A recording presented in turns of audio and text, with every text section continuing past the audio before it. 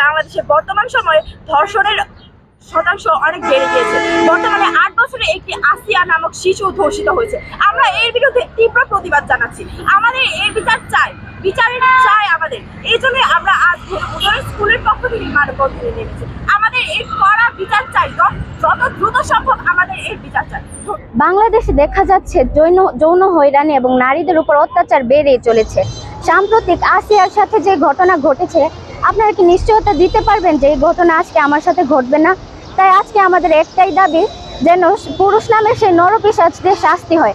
আমরা চাই আমাদের শৈশবকে সুন্দরভাবে আনন্দের সাথে কাটিয়ে যেতে। তাই আমরা আজকে এখানে মানববন্ধনে এসে দাঁড়িয়েছি, যাতে নরপিশাচদের শাস্তি হয়। বর্তমানে শিশু নির্যাতন এবং নারী ধর্ষণ একটি গুরুতর ঘটনা হিসেবে দাঁড়িয়েছে। কিছুদিন আগে যেমন আসিয়ার সাথে যা হয়েছে তা বর্তমানে আমাদের কোনো বন্ধু বা বান্ধবীর সাথে হতে পারে। তাই আমাদের দাবি একটাই, আমরা শিক্ষার্থী হিসেবে চাই যারা এই ধরনের কাজের সাথে যুক্ত তাদের যাতে যথোপযুক্ত শাস্তি দেওয়া হোক। তাদের ফাঁসির দাবিতে আজকে আমরা মানববন্ধনে এসেছি ভৈরব উদয়ন স্কুলের পক্ষ থেকে। খুবই উদ্বিগ্ন থাকি, আমার সন্তান বাহিরে যায় ঠিক মতো ঘরে ফিরে আসতে পারবে কিনা। আমি এর দ্রুত বিচার চাচ্ছি। এমন লোমহর্ষক ঘটনা বাংলাদেশে যেন আর দ্বিতীয়বার না ঘটে, আমি এর তীব্র নিন্দা জানাই এবং এর দ্রুত বিচার দাবি করছি।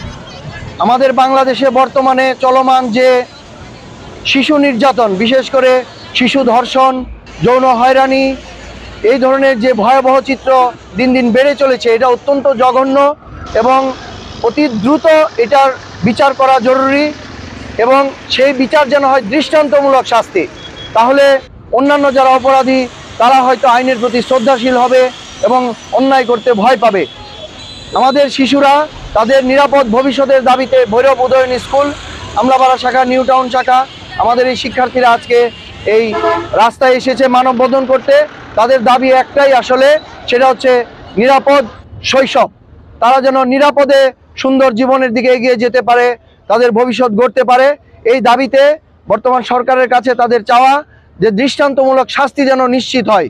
যে কোনো ধরনের যৌন হয়রানি, বিশেষ করে শিশুদের প্রতি নির্যাতন, এটা যে কোনো মূল্যে বাংলাদেশে এর শাস্তি নিশ্চিত করতে হবে। এই দাবিতে এখানে আজকে এই রোদের মাঝে সবাই এখানে মানববন্ধনে মিলিত হয়েছে। আমাদেরও চাওয়া একটা, আমাদের শিশুদের নিরাপদ ভবিষ্যৎ নিশ্চিত হোক। ধন্যবাদ সবাইকে।